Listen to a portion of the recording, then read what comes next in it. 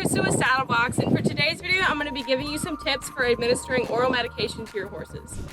So ideally you would have wanted to practice with your syringe, right? And these go in the mouth, so maybe you're administering Banamine, omeprazole, whatever it might be that you need to administer in the mouth.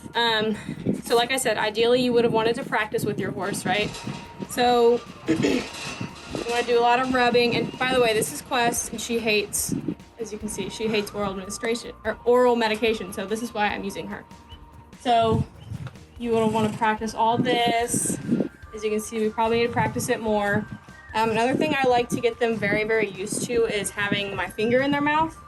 So I'll just stick my finger in there and then let it out. Stick my finger in there, let it out, just like that. Another thing I've seen people do, I haven't actually tried this one, is they will put applesauce in here and give it to them like a treat so that they, anticipate that, oh, this is gonna be something good, so that when you actually do have to give them something that doesn't taste so good, they're not as scared of it. So I'm just gonna use this for practice. Got a little powder in there from something.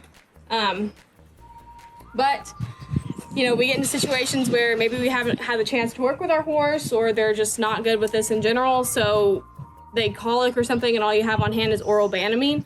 I'm gonna give you some tips for just kind of doing it and getting the job done and getting it done fast. Okay, so like I said, say she's in a situation where I only have oral medication to give her and I can't get a hold of my vet, so this is just a few tips for just kind of getting it done.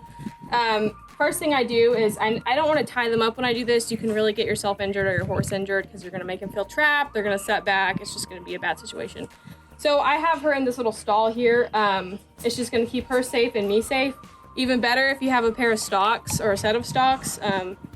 That will be even better. But for now, not everybody has that. So I'm just using a stall here. So that way, if she were to rear up or, strike or anything, she's going to hit the fence and not me. Okay, so I got her in here, and I'll just kind of do a very, very quick overview of the stuff that I should have done in the past. So I'll just rub this on her, get her used to all that, put my finger in her mouth, take it out, good girl. And if you're having trouble at this stage, you really want to kind of practice it for at least 10 minutes, just to kind of get them used to it so they're not really expecting it. So you can just get it over with. And you want to get it in far because you don't want medicine to go everywhere and for it to be wasted. So again, you want to make sure everything's ready. When you do get it in there, you can just rub, kind of get them where they're not expecting it, push, over. And that's really good for this horse because usually she's very bad, but yeah. Okay, so another thing is oftentimes when you get this in here, they'll go backwards or try to put their head up. It's important to try to stay with them best you can while you're administering the medicine. That way, again, you won't waste medicine and it won't go everywhere. And then after you get it in their mouth, if you are successful at doing that, so if I get this here, it goes in, I get the medication in.